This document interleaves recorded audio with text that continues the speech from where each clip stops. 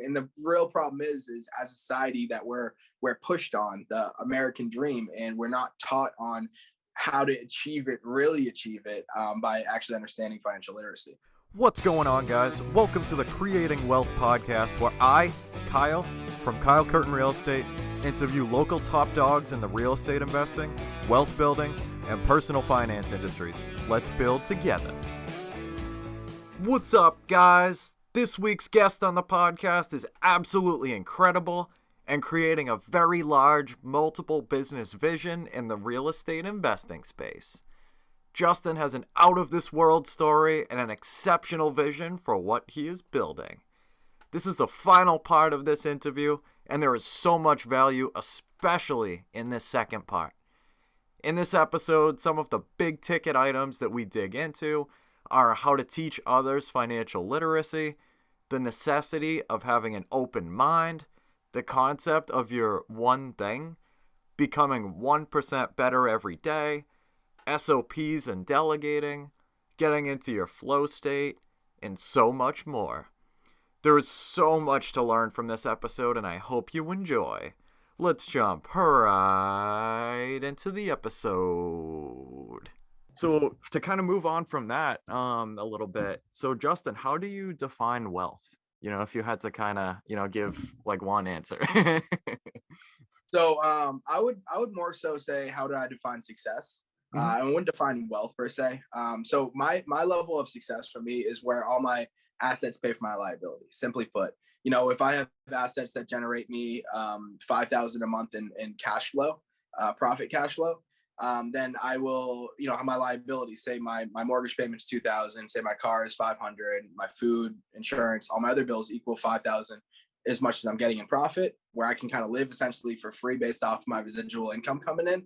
Then that's my level of success. That's where I hit my plateau. I would consider myself successful, and not until then or not after that. And then all you got to do is, if you want to buy something new, you want to buy a new car, you want to buy something that's going to have a monthly payment on it of say $500, just go buy another asset. And you can continue growing and doing that as much as you want, and that's never like, that's the coolest thing in my opinion. If you can have your assets pay for your liabilities, you win. And that's simply put how you win the game of life. If you can do that, you're good. You're good. And especially if you have assets that are building equity, appreciation as they grow as well. Obviously, that's obviously all the better, But yeah, that's definitely my level of success. I totally agree, man. Like, it's so crazy, like how simple of a concept it is, but like, I don't know if it's like people just don't really know about it, or like don't really want to maybe sacrifice in the beginning, like to be able to buy those assets, instead of, buy those assets first and then, like cars and stuff like that after. But yeah, like it just makes sense, buy things that make you money to then pay for the things that take money away from you. It just, I don't know. It just, kind of blows me away, like how people just buy liabilities for the most part. I mean, and it's nothing that they're doing wrong per se, but just like not really maybe having the knowledge, or like, being taught that from anybody or anything, that, that's not just a part of life. Like you just work your W-2 job, then you can buy like the car you want, when you save up enough and stuff and like make enough. But now, you literally like need that one job to pay for that car, and like, yeah, just to kind of create other things that are going on in the background, and like other streams of income to be able to buy more of those, which are then, going to be making money while you're making money, hopefully. And then you can start to take on, more debt for other things. It's crazy, like how simple of a concept it is, but like a lot of people either don't know about it, or, maybe are kind of unsure like how to get into it or what. So how I see it is like, I definitely agree with you. It's definitely crazy, but it's not that it doesn't make sense. It totally makes sense why people don't, because the majority of people aren't taught financial literacy. Like for me, I knew it was a mindset shift that I had to educate myself on. I wasn't taught it. No one sat me down and put me in a room or in class and taught me that understanding of of that simple equation that your assets should pay for your liabilities, and you shouldn't have liabilities until you have assets, and try to focus on gaining assets that drive profit, monthly revenue, dividends that can pay for your other liabilities. And it just, people aren't taught that. And the real problem is as a society that we're pushed on the American dream, and we're not taught on how to really achieve it by actually understanding financial literacy. And I mean, simply put, there's like three books that I would highly recommend that'll get you there. You read these 3 books, you'll have a complete understanding of this, and your mindset will be changed forever. Rich Dad, Poor Dad, obviously, which is the number 1 financial literacy book probably in the world. Mm-hmm. The Richest Man in Babylon is a really, really great book about financial literacy, and Profit First. Those 3 books will put you on the right path of financial literacy, and you'll never, like, your mindset will be forever changed, and you will actually be successful, in my opinion, if you read those books and actually put that information to use, instead of like not doing anything with it, or not really understanding the fundamentals that go behind those books. Especially The Richest Man in Babylon, like that one is it's written in like old age English or whatever. Yeah. It's really hard to understand. I had to listen to it. So I had actually, if you go to YouTube and look it up, I'm pretty sure that the audiobook's on there. So I had to listen to it a few times to fully grasp it, but it comes off as like a fiction book, because it's like a storytelling book, which those in my opinion are the best. Yeah. But throughout that journey of this guy, you learn all the financial literacy things that you need to know about actually how to save money, how to actually acquire money, and how to have your money work for you instead of, you working for your money, essentially. Yeah, no, I totally agree, man. Like, those books are incredible. So like the first one I read was Rich Dad, Poor Dad, and then The Richest Man in Babylon right after that. Like, it's just kind of like how things fell. And like I really liked, well, both of them obviously, but like The Richest Man in Babylon is definitely like a favorite, just because I don't even know when it was written. It was like a long time ago though. And yeah. Like stuff like that, like, really gets me excited when like some of these books are written back in like, 1920, 1940, like these super, super old books, but the principles in them are for the most part just as applicable now as they were back then.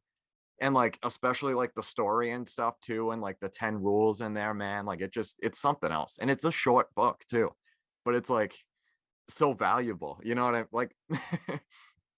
Like I tell people all the time, like I think I paid like $8 for Rich Dad, Poor Dad, and like that's gonna be like the one thing that has like the biggest return probably in my life, because like my brain literally just like flip-flopped.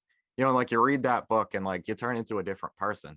You know what I mean? Like it's such a growth book, and like I tell, everybody about it that's not necessarily, in our kind of space in any way. But yeah, but like it kind of hurts me, man, when like I tell, some people about it that like aren't really in like the, investing or entrepreneurship, like kind of with that like classic, mentality, like of just how you're brought up. I tell them about it. I'm like, dude, I will literally buy you this book right now if you read it. And like, I've bought it for a couple people and like, none of them have read it. I'm like, dude, you could be missing out on like a whole different life. But you're right. I mean, it's not necessarily for everybody, but like, I just kind of like I think it's for everybody. I mean, people, yeah. It's so weird, man. I've been through that phenomenon in so many different situations where you have this piece of information that like, everyone needs to know it, and then you just gotta like shake them and like, hey, listen up, or read this one book and it will change your life. And you're not even joking, you're serious about that, and you feel it deep inside because you read it and you feel it really happened, altered your life. And still people won't do it. They won't hear it, they won't get it. And I learned that it takes a lot of time and patience with somebody to actually get them to that point, and like they also have to really want to, and if they don't want to, then you can't do anything about it. But like I have a team, right? And I'm trying to always, like, one of my main things I focus on isn't just our company's success. I really intimately care about everybody's in my company's personal development journey, because that's how we're going to get there. If I focus on their personal development and they grow as individuals, and I truly care about their personal development, which I do, it's going to ultimately get us to the finish. It's going to get us where we need to be. And so that's a problem that I'm always battling, is trying to have people see things that I know are like life-changing things, and they just don't see them. And it's very common for people not to. So I now have this understanding that it's totally okay. And it's just a process that you got to go through with them. That process could take a week. It could take a year. It might not even happen.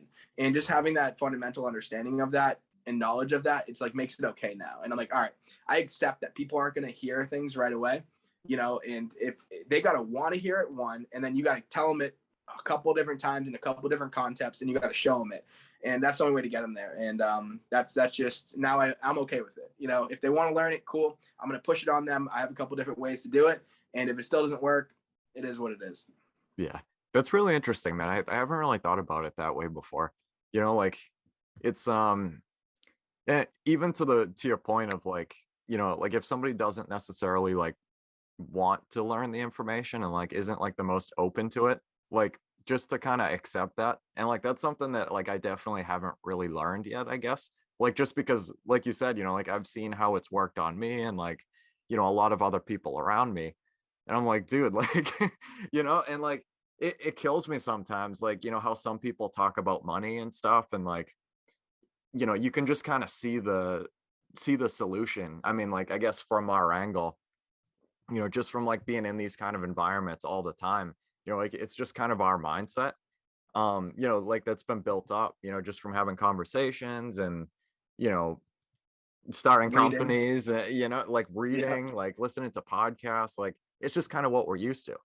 So it's like I hear people talk about money all the time and like I cringe and like, just because like a lot of people just aren't like open to hearing it, so it's just one of those things. Like if you were open to hearing me out, it could, maybe turn on a light bulb or, make you at least think a little bit differently. But a lot of people aren't like open-minded to it. And it's like, it's tough to just kind of like accept it, but honestly, I'm going to like, that really made me think what you said of like, it might not happen right away.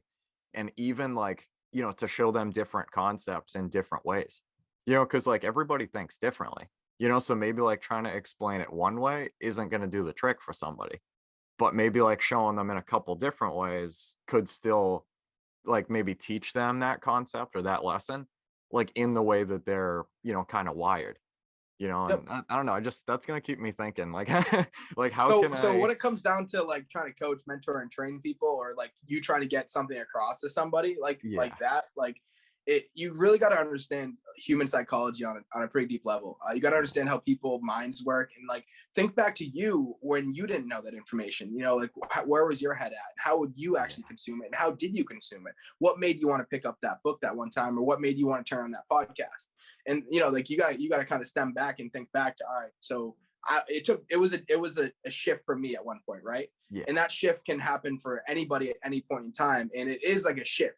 I talk to my brother about this a lot because he went through that shift as well. And I helped him along that journey as well.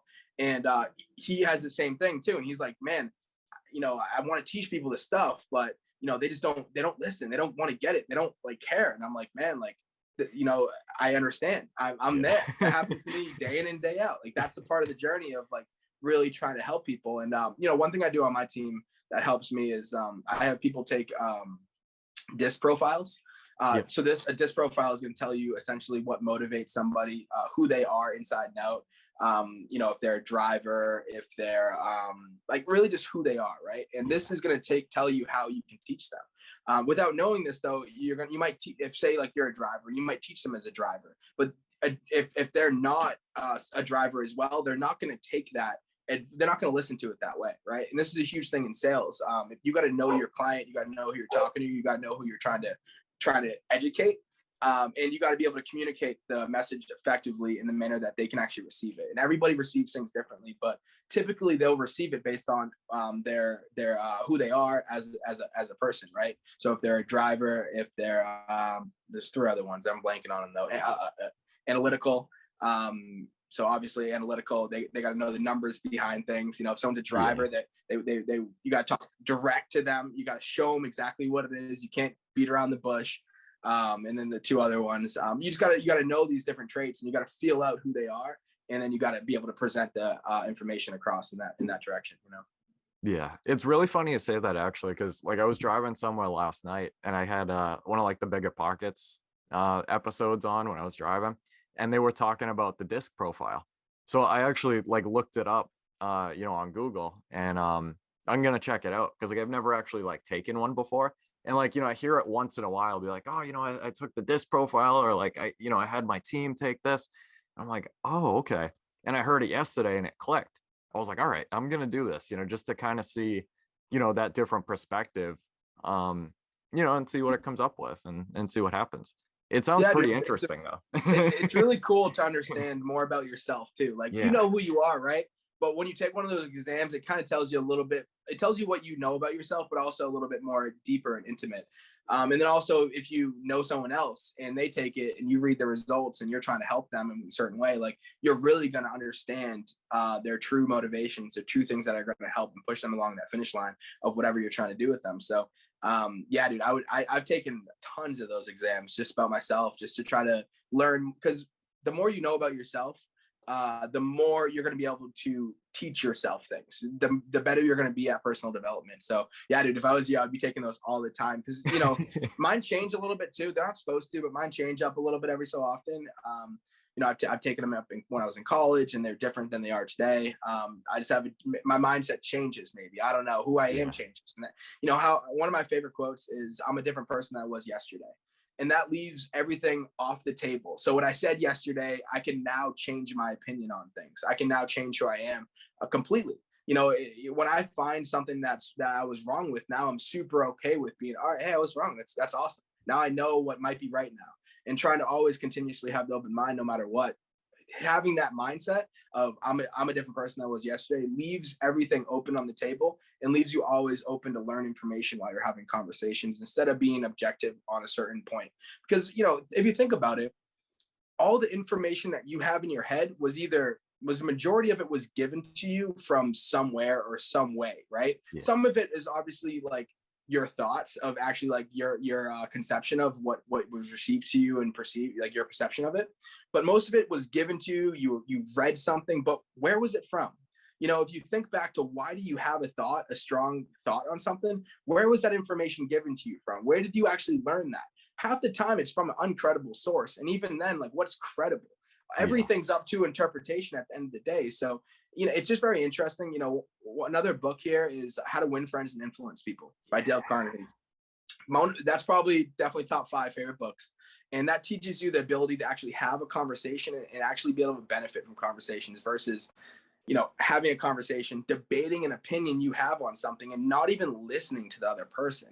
And that's most common conversations. And the outcome of those are just non-beneficial to anybody. It usually ends in an argument where someone is mad at the other person, no one's listening, and there's no benefits there. So, when you're able to actually be like, all right, hey, I might be wrong about this, but here's my view on it. And here's where I have that view from. But what's your view on it? I want to hear about your view. And let's have a little debate here about why my view might be right or why your view might be right, and be completely open to being, okay, yeah, you were right on that. And I don't know, man, ever since I put that mindset in my head, it's been great. It's been able to avoid all arguments. Because I won't even put myself in an argument now. I just won't do it. If someone's argumenting with me, I'm just going to be like, hey, listen, I just don't want to have this conversation right now. I'm all set. And, it typically deads it right there, which is awesome. And then I'm actually able to learn from a lot of conversations that I might not have learned from.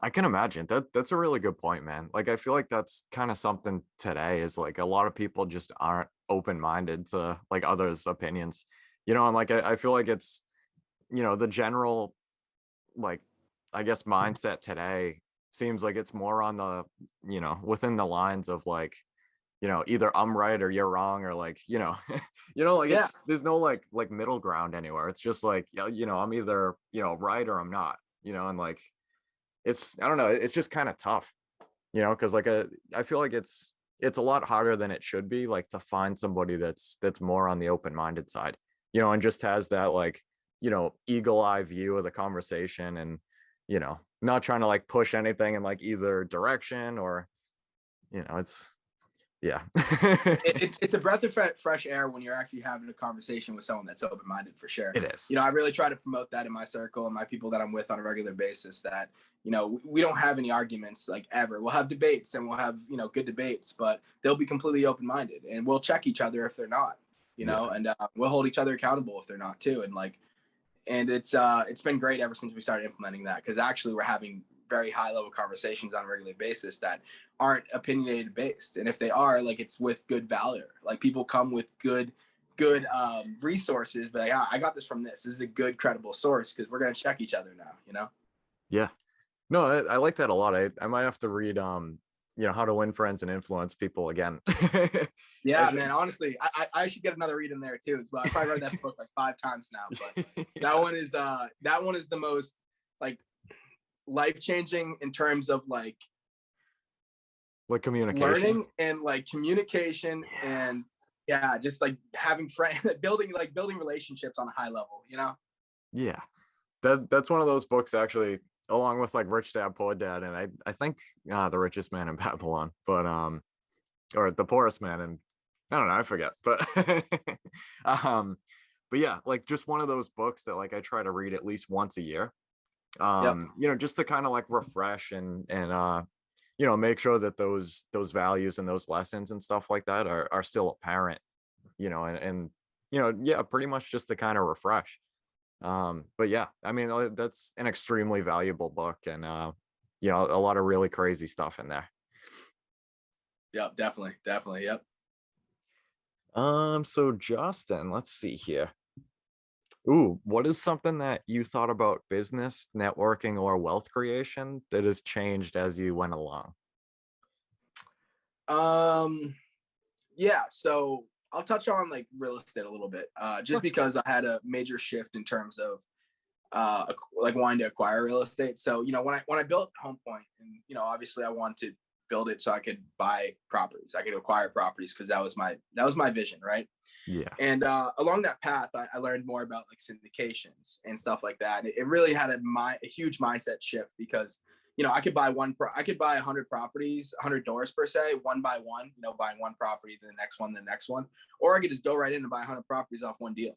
And that was crazily impactful for me. And then now, furthermore, I just had another mindset shift. Actually, I did a numbers comparison on actually acquiring properties versus investing in crypto versus staking versus anything that I can really have a strong ROI. And at the end of the day, out of every comparison I've ran, reinvesting my money back into my businesses will have the most strongest ROI there is. And then beyond that, the highest ROI will actually be building an audience through social media.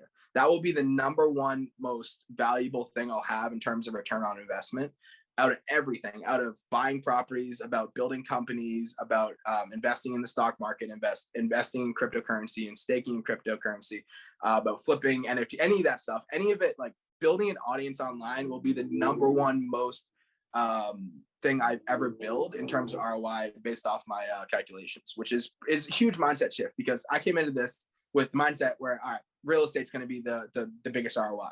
And then I had a shift recently where owning businesses will actually have a way bigger ROI, because, I put 10,000 into my company, I'll get 50,000 back or 100,000 back. And it's very hard to do on a real estate property unless you're doing flips and stuff. But if you're owning long-term investments, then you can do that long-term, sure. But in short-term, building a business, and even long-term building a business, has a better ROI.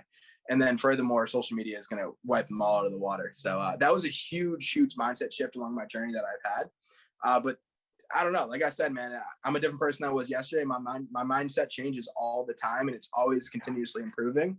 And I work on it daily. I work on my mindset daily, and everything that I'm thinking constantly. I'm always trying to improve my thoughts and my beliefs. And I don't stick to beliefs. I try to always have an open mind on things.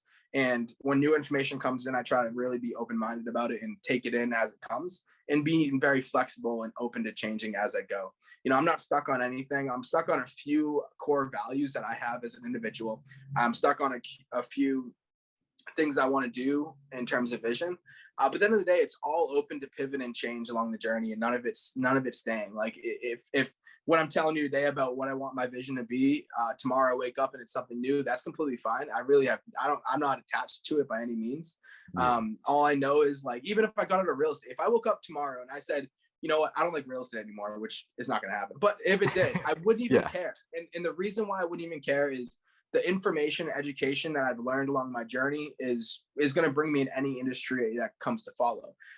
Before I built Home Point, I was a real estate agent, but while I was a real estate agent, I actually built a supplement company. I was selling supplements. I actually had it was a hangover relief medicine. Nice. Hangover relief medicine. So I had pills that you could buy that had alleviating natural remedies that help stomach aches, fatigue, and headaches. I had K-cups, the things you put in the Keurigs. That had herbs in them, and also had CBD in them. All the stuff that was good for alleviating hangovers and whatnot. I had stuff that had I had a whole company I was building out, right? And I at the same time I was doing real estate as a real estate agent. What I did was I sat down with this guy I met at the time, and he was a coach, mentor, whatever. And, I was telling him, hey, I got these two businesses I'm trying to get going as a real estate agent and also with the supplement company. And he was like, why are you building both? Like, why are you doing both of them? Why don't you just choose one industry and stick with it and go 100 at it? And I was like, well, essentially what I'm doing is I'm seeing which one really takes off the most, and I'm just going to go with that. Right. And just kind of building both out. So I have choices and options. Same time I was actually in college. So, I was new to a lot of this, and I was just trying to figure it all out.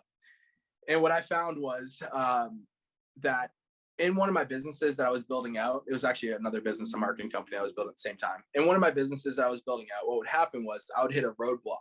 And instead of solving that roadblock and overcoming it, I would just go on to the other business and work on those problems or keep trying to progress that. And then I'll work on the next one. So I had that realization finally that I was continuously not learning. I was continuously stuck, and my businesses were all stagnant, and I was becoming a master at none, but a jack of all trades. And I had this realization that I had to cut one of them out and go 100 at the other.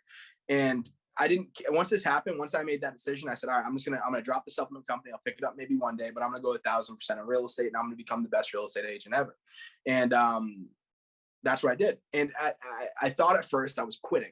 And then I learned soon after that I didn't quit anything. Everything that I learned from building the supplement company, I took with me into real estate. All those things I learned in terms of marketing and product development and making connections and going to seminars and speaking on stage at events and pitching VCs. All this stuff I was doing there, I was learning, and it brought me into real estate. And it's the same thing here. So if I ever woke up and changed my idea or whatever I want to do, it's everything I learned up to this point, I'm going to bring with me. And it's never quitting or it's never leaving. That's all personal development. Every day is working on personal development. So, that's my main focus. Like if I got 1% better every day, I won the day. So I set up, I call them MVPs, my most valuable priorities every day. And if I achieve those, one of those is going to have some fundamental personal development growth in it. And that means I won. I won the day. I had success that day. No matter what I did that day, even if it took me an hour, I already won. If I did it in the morning, which I try to always do before 12, then I won. I already won the day. It doesn't matter how the rest of the day goes. I can go chill and I can go surf all day or go hike a mountain or do whatever. It doesn't matter. I can continue to work. I already won. I got better that day. And if I continuously do that, the compound effect is massive, That's so true, man. That was so golden. That's definitely something that I struggle with, is trying to do too much. And there was one book that I read a couple months back. You might have read it. It's The One Thing by Jay Papasan. That's one of the books that was super impactful when I was actually making that transformation. Yeah, literally, man. And it's the perspective there, it's so valuable. That one actually, and the 80-20 principle as well. Yep. And it's just really interesting. I feel like you can't really unsee it. After, you understand that concept and read that kind of book or learn that lesson, is if you're not going 100% in one direction and having that, one thing, and you're trying to go in 2 or 3 different directions, then you're only really gonna, distribute your your drive and your energy and your time among those 3 things. And or Brandon Turner talks about it on the podcast all the time. And I really like the way he explains it. Basically the concept of building bridges. So you have the island that you're on and the island that's far away. How are you going to get there? Well, you're going to build a bridge. Well, if you're, trying to do all these different things, then, you're going to build all these bridges and they're going to be really short, but they're all going to be there. But you could do that, but you're still, not where you want to be. But if you took all that energy, and time and put it into one bridge, then you're going to, make it to where you want to be. And then you can use the resources from that island to build the second bridge, and it's hard to implement though. You know what I mean? Like, I'm kind of in a Yeah. position right now where I definitely understand that concept, but between having like a 40-hour a week job, trying to get my agent stuff going, looking for a house and the podcast, like I'm trying to figure out like how to build that one bridge, but like I can't really give up like any of them. And like I don't want to. It's just like trying to figure out like one at a time, like what's the one thing that I'm gonna go like super hard on, and then build the next one right after that. Is it a matter of like hiring a VA to delegate certain things to like take that one off your back, or focusing on like one thing, which could actually like make it easier for other things. And like I don't know, it's like the concept is incredible, the execution, at least for me, has been difficult. No, I totally agree with you, man. I mean, I've been dealing with this for years now and Yeah. still perfecting it. And as you can see, my vision, I'm still all over the place. I'm trying to still be very consistent on following that one thing. Yeah. But it's so true. Once I started actually diving in 1,000% just with real estate, I really did change everything. Like I started to elevate at a much higher rate and at a speed. Like it was just incredible to see actually the effects of it. So it's so true. It definitely works, and the execution is very tough, especially if, I mean, understanding it is one thing, and actually doing it is another thing. But having the understanding is half the battle, 3/4 of the battle, really. Once you have the understanding that it has to be done, then you can actually start making things to implement it. But like, so my example of that is like with Home Point. Right now, we built out Home Point where we're systemized essentially. We're closing deals somewhat consistently. I want to streamline the consistency a little bit more. But at the same time, the rest of I look at it more so like, so Brent Turner uses the bridge. I like the boat idea of analogy of a boat. And so you build this boat, right? You have the boat. That's your one company, right? So you can either build another bridge or build a second boat, or you can just like build on top of that boat, right? That's the vertical integrations for me. Like those are all going to help each other. Although it's going to be, I need someone all independently on each one of those things. I can't leave one of them until I have someone fully dedicated on that one thing, because you at the end of the day, if you're not doing that one thing, you need someone to do that one thing for you. So like the podcast, for example, you need someone dedicated on that for you if you are going to focus on one thing. You know what I mean? Like that's how you got to have it if you want to separate those things. So like that's the one thing I focus on is like I said, personal development with my team, because everyone in my team, my vision for them and my true potential with them is ownership and everything we're building here. And I promise them that so long as they actually do the work, they show up, they are working on themselves consistently and become it, because they can get there. They can get wherever they need to go and be in that position. It's just a matter of that mindset, which they're having because they're working on their personal development. So I can plug them in. All right, hey, you run the acquisitions company, you run the marketing company, you run the brokerage, whatever it is. And then they can strictly focus on that one thing. But like, for the acquisitions company and the marketing company, the brokerage, those are all working hand in hand. It's the same boat for me. And that's what I decided was, instead of building multiple boats, I'm going to build one boat. I'm just going to build a massive conglomerate boat that is going to get me there. You know what I mean? Yeah. And we're building it as we're going, and we're stacking it and growing it as we're going as well. But yeah, man, it's hard. I mean, the main thing that I always tell everybody is like, if you are going to do multiple things and it's becoming increasingly hard for you not to, because I know it's very hard for a lot of people to just stick on one thing, at least be in the same industry. So like, I don't know what you're doing for your job, but at least have it in real estate. Go be a property manager. Go work for a broker as an assistant. Do something in real estate, or like, whatever it is. So at least you're in the same industry, because that's gonna further you there. At least I call that the same boat. I don't call that. I would call it the same bridge. I would just say like you're an architect one day, and you're building the construction crew, the laborer building the bridge the other day. And it's like, at least you're on the same bridge, No, I think that's super valuable, man. I love the analogy, by the way, the boat analogy.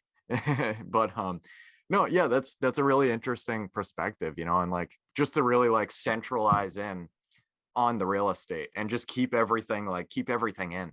So then at least, once you're building that boat, like you're still moving towards like the same direction, and it's not like, there's one little, thing that's split off in another way. It's still all together, and you're still moving towards your vision.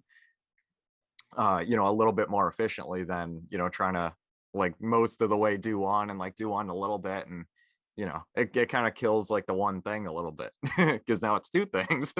Yeah. The only other Yeah. way to do that, in my opinion, is like, don't leave harbor, right? You're at the harbor, you're building the boat, you get a crew, you get a captain, and then sail it out, right? Yeah. And that's like, you build a company up, you build all the systems, you build the infrastructure, you get the team members, you get the employees, then you get a CEO to run it for you, and then you let it go, right? And then you can work on the next one because that one's kind of already off and it's going, it's doing its thing, and then you're just piloting and like, hey, how's everything going every so often? Yeah. And with the captain, right? With the CEO, the captain, he's running that ship. And that's like the two ways to really do it. And I'm more focused on that second way just because of all the things that we, you can use it either way. You're either building that one big boat or multiple boats, but essentially that's how it's being done, where I need someone there running these businesses, and it can't be me for all of them. It has to be separated. I just want to be able to build them up because I love building systems. I'm a huge systems guy, and I'm really good at it too. So I can build up all the systems necessary to run a business and get it functioning, and where it's you put $1 in and $10 comes out, and then get someone to run that and have everything moving smoothly, and then I can step out and then I can kind of go. Yeah. I know. I love the systems too, man. Like ever since I read the E-Myth, that was another book that like, hit me like a sack of bricks in a good way. It was like systems, like I don't know, like just the concept of like the franchise prototype model, like, why is McDonald's on every, street corner in the world? You know what I mean? And like, like I feel like that's another one of those things is like, once you see the concept of systems, like you can't really unsee it. I was like, how do I get the result that I'm looking for? Well, the same result that I'm looking for most of the time, with like the same process. Because even like, I'm sure, you can agree with your podcast as well. Like for me, it's kind of like you do the same thing over and over and over again. You just switch out the guest or, change it up a little bit, but the big parts of that process are always going to stay constant, and like, it almost like it takes a lot off of you. Like if you had to, or like if you were doing like a YouTube channel or something like that, like, all right, you might change the idea of the video, but like the way you record it and like the way you edit it and stuff, like everything's still going to be the same. Like I couldn't even imagine, doing it one way. And then, if you wanted to do another video or another episode, and that like change it up like everything. And now all of a sudden, it doesn't take like a couple hours anymore. It's days to, like I couldn't imagine it. Like to just kind of, pick your process and then run with it. And then like tweak little things here or there, to test things out and stuff and kind of get it how you want it. It's systems are everything. Yeah. I mean, while you're building that out, while you're looking at building out a system for, say, a podcast, you just got to always keep in mind, like, how can I plug someone in there and in here to do this? And what would that look like? And how would I go about that? And, can I document this along the journey? So when it comes time to hire a virtual assistant to do this or to have someone in house, it's all documented. It's all right there. Everything should have SOP process on it. That's something I learned this year. And everything I do now has a SOP process, a standard operating process. And essentially, like, I have that documented, I have that recorded, I have A to Z on it, and it can change, of course, but there's really no need for it if it's working. Exactly. So like, building TikToks, there's a process on that. Building, and now I have like the algorithm worked out, so it's even better now. So like I know how to make a video and make it go viral essentially, or get it pretty close to viral, almost guaranteed. And if I make a couple videos, the process works. And now I know. Now I just got to run it, and now I got to systemize it. Now I got to delegate it and automate the process. And now, all right, now we got to spend an hour a week, if so. That's my goal right now. I'm trying to get my content where I only got to spend like an hour a week instead of a whole day. And that's the next step. You figure out you figure out how to do it. You build a system around it, then you automate it and delegate it out. And now it's only so little time, if any, to keep it running. Yeah. Honestly, like it really is incredible, man. Like just the concept of like the strength of your processes rather than I guess like the qualification of like the person, like of the individual. Like if my directions are absolutely incredible and like wicked strong, then like, the person's going to be able to like, obviously in a perfect world, just come in, follow the instructions, and then I'll get the result that I'm looking for. And like it's a lot less dependent on the person coming in but actually, like your vision and, the strength of your SOP. It totally blew my mind. You just got to make it super simple for somebody. Yeah. Like for VAs, when I hire VAs, I make it incredibly stupid and simple for them. And it's like a no-fail process. Like anyone could do it. Anyone can do it. Someone that doesn't speak our language can do it. And that's how I always think about it while I'm building out things for VAs. Anything that's going to take me more than like 40 hours to do, even if it's just a one-off project, I'm going to get a VA involved if it's just computer work. There's just no point not to. I could pay a VA $50 for that or $100 for that, where I could spend a whole week on it instead. I mean, my week is definitely worth more than $100. So yeah. So yeah, that's how I view things, man. Honestly, like I feel like, this is one of those things that like it's like ridiculously tough to, be able to figure it out right off the bat. Like, how to delegate and stuff like that. And like, how to, push things out to like a virtual assistant and when. But like from your experience, like once you do it the first time, like, is that one of those things where like you learn the principle and then, you're probably going to use that principle for like the rest of your life for like different things? Like once you learn like, hey, once I get to this point, like, I don't want to do that anymore. Like my, time is more efficient over here. So, like I'm going to hire this out. And this is my process for like writing the SOPs and getting the VA to do that. And like, this is just like, I'm just going to do that. Like, is it one of those things where like you learn it and like you do it once and then you just kind of know like, yeah, I kind of have to do this now? Yeah. So my first, to push out another book, I know we pushed out probably 5 or 6 now. To push out another book, my first business book I ever read was 4-Hour Workweek by Tim Ferriss. Mm-hmm. And that is an incredible book in terms of building infrastructure, systems, automating, delegating your business. It taught me everything I need to know. And it was my first business book I ever read. So it gave me the mindset off the jump that I have to delegate and systemize everything in my business, no matter what. Even if it's not my business, my life. Everything should have some system on it, and it all should be delegated out. Your emails, your social media, everything should be clocked in one way or another. So like, if you're out there listening and you want to get more involved in building systems, delegating and automating, read that book 4-Hour Workweek, because that'll give you the perspective you need to do it. But yeah, once I had that mindset going into it, that's what I see all the time. Every time I do something, I figure, all right, how can I do this, build it out? Once it's working, pass it off. Every single time. I don't look at it ever as like, I'm going to be the one doing this ever. There's very minimal things that I look at. If anything, it might be temporary. All right, this quarter I'll do it. This quarter I'll do it so I can perfect it. And I want to make it so it can be duplicated. And it has proof. There's evidence there that it can work. Like, for marketing, a new marketing channel for say, like I'll do it up until it's working, and I'll do it for a little bit longer if necessary. But after that, I want to pass it off. I want to scale it out. For example, like, right now I'm trying to implement door knocking into our marketing, one of our marketing channels. So I'm door knocking right now. And like, I love door knocking. It's super fun. Because it's exciting. All the experiences, all the emotions you go through door knocking is incredible. You're sitting there, you're in your car, you got these things rolling in your head, like, all right, maybe I shouldn't go there, maybe I should go. All these things start going in your head. It's exciting because like, you're sitting there and you're fighting with yourself, like, maybe they don't want to sell, maybe they're going to yell at me. Same things that go in your head when you're cold calling, right?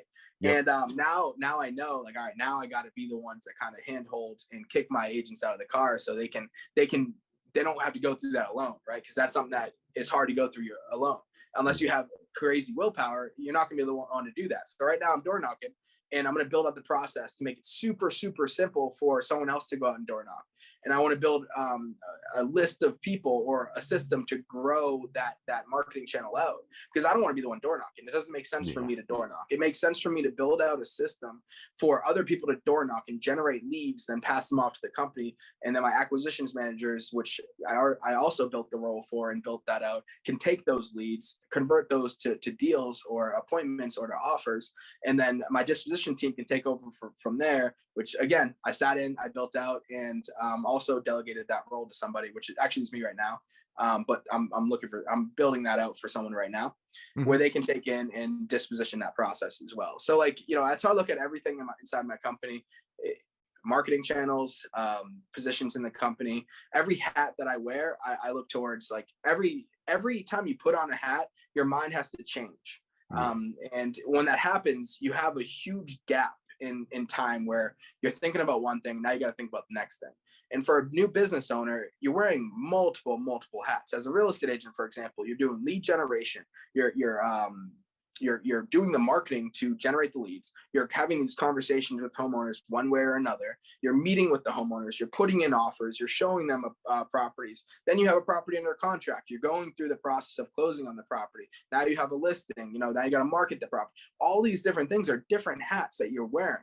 And it's very hard to transition from one to the other. There's a gap in time you're losing every single time you take one hat off and put another hat on, because you got to have a different thought process that goes into these things. And I don't know if you're savvy to flow, but flow in business is real. When you're going through something like, if say you have a whole day of creating content and then someone calls you up for an appointment, you're in the mindset of creating content.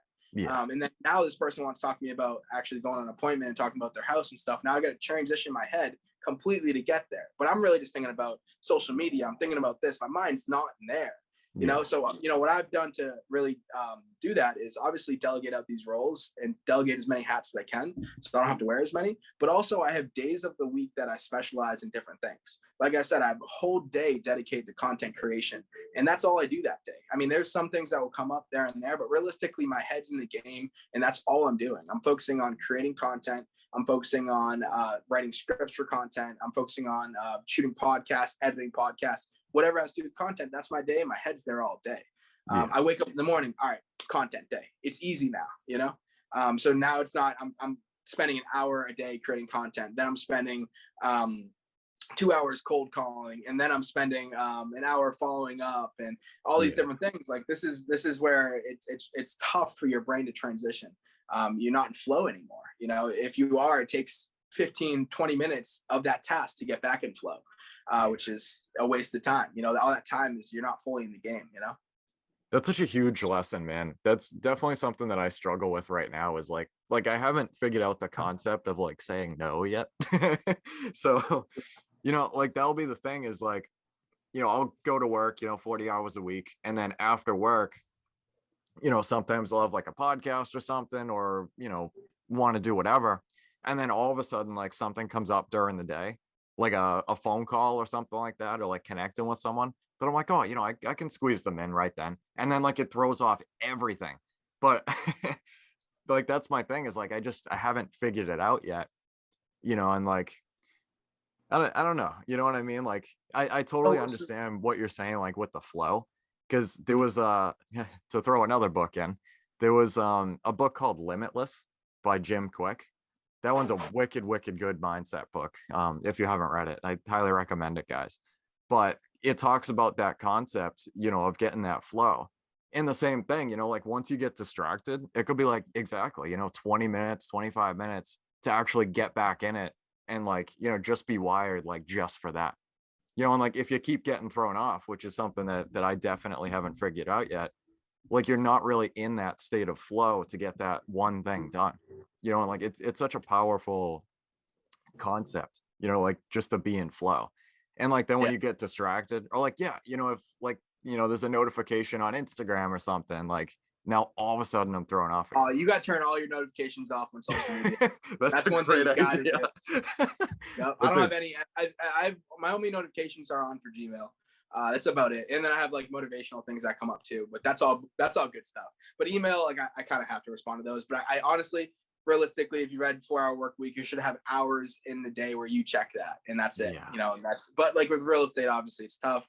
I want to be on top of that, as best as possible. But realistically, to really be fully productive, you should have all your notifications shut off. You should try to get completely in flow. I have a sign I put on my door is do not disturb. So like when I'm like doing something like this, no one bothers me. Or if I want to really just grind out on something, no one's bothering me. So you should have times where you do this. Turn on do not disturb, whatever you need to do to get yourself in that state so you can be fully present and fully maximize your use while you're there. That's huge, man. I'm definitely gonna try that after this. Yeah, one thing I did too is I had trouble saying no for a while too. I would say yes to any opportunity, business wise or anything else, because you have the shiny gold object syndrome where a new opportunity comes up and you're like, oh, I want to get involved. You have FOMO, you don't want to miss out. But I put a sticky note on my wall. It said say no to everything. unless specifically like involving your vision. And that was in big letters, say no to everything. So I'm on the phone, I'm looking at my desk, and there's a sign that says say no. I'm like, oh shit, all right, no, I can't do that right now. I don't want to get involved with this. So someone brings me an opportunity, someone wants to talk about this other thing, hey, let's just stay on real estate right now. Like, I don't want to lose my focus. As soon as I step out of real estate, I lost. I'm changing my mind. I'm changing everything that I'm going for, and it really throws you off. Stay on that one thing, be completely focused on that. Say no to everything else that gets you off your one thing. Change your mindset. Work on your finances. That's where you got. Yeah. Yeah. That's super interesting, man. Like, especially, starting off as well, and like being much earlier to the process. Like, I almost feel like I have to, I want to say yes to like a lot of different things, like a lot of opportunities that come up. And like thinking about it in that aspect, like I might actually be shooting myself in the foot, from taking on a lot of these things and not actually, moving 100% towards the vision. And like, it's really interesting to think about. Yeah, no, definitely, man. Definitely. But hey, man, I got another appointment coming up, so I gotta run soon. If you just have like maybe another question or two, we can kind of wrap it up here. Sure. Yeah. Ooh. So we could do this one. We've talked about it quite a bit, but the question was, do you read? And what is your favorite business, investing, or real estate book that you would recommend to anyone?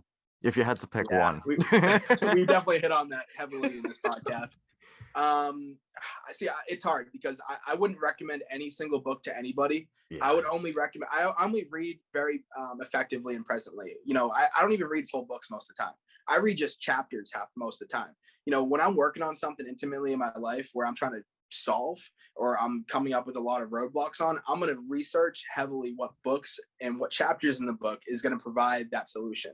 So like, I wouldn't recommend, like, if you formulated that question a little bit differently, if you had like asked me a question like, what is a book you'd read on mindset? What would you read on finance? I would have an answer for any of those. But in general, like I don't like to read. I only read when I need to read, really. I will try to read in free time, but realistically, I'm reading very mindfully, and I'm reading very something that I can read and actually implement right away. That's the biggest thing people don't do in college. It's why the biggest thing that people should do in college is internships, because they're taking their information they learned and they're able to immediately implement it. This speeds up the process of education at 100-fold. In school, you only take away 10, 15, 20% of actually what's taught if you're lucky. But if you're implementing everything you're doing while you're being taught it, you're actually learning at 50, 60, 70, 90, 80 to 100% of what you're being taught, because you're doing it. You're actually doing what you're learning. So if you want to learn anything, you got to find a book that's specific on what you want to learn and then read then. If you want to get involved in business, I would say read, 4-Hour Workweek. That one changed my mindset in business. If you want to learn more about financial literacy, Rich Dad, Poor Dad, or the two other books we talked about. If you want to learn more about being more present, spirituality, Be Here and Now. That one's a really good one. I have different books for anything I would differently recommend. It's tough to recommend just one book on a general topic. Yeah, I totally agree, man. That's huge, because like everybody's going to be at different points in their lives and like different parts of their mindset and like their career, and like same thing with mindset. Like some people are going to be a lot more newer to shift in a different kind of mindset, or be a lot more gung-ho and like in depth in that kind of mindset, and like different books are gonna really help you out at different spots. Yep, exactly.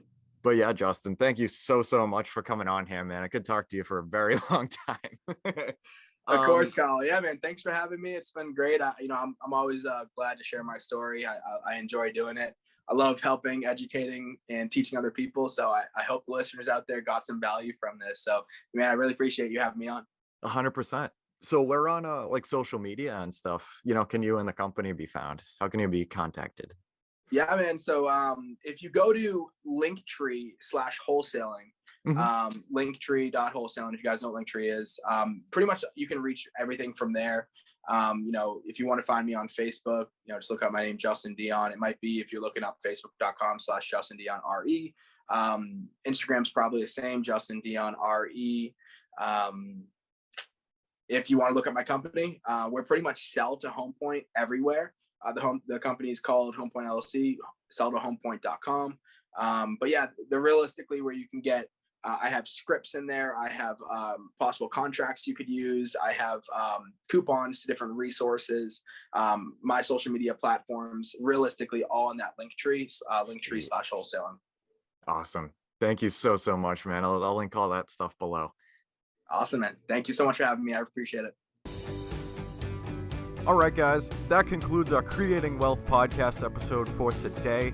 I want to thank every single person that has listened this far. It really means a lot to know that people can learn from me and with me as we build wealth together. Hopefully you can take home at least one thing from this podcast that will improve your life just a little bit. If you could, please check me out on social. That's at Kyle Curtin Real Estate on Instagram, Facebook, and I'm on Biggerpockets. Until next time, let's build together.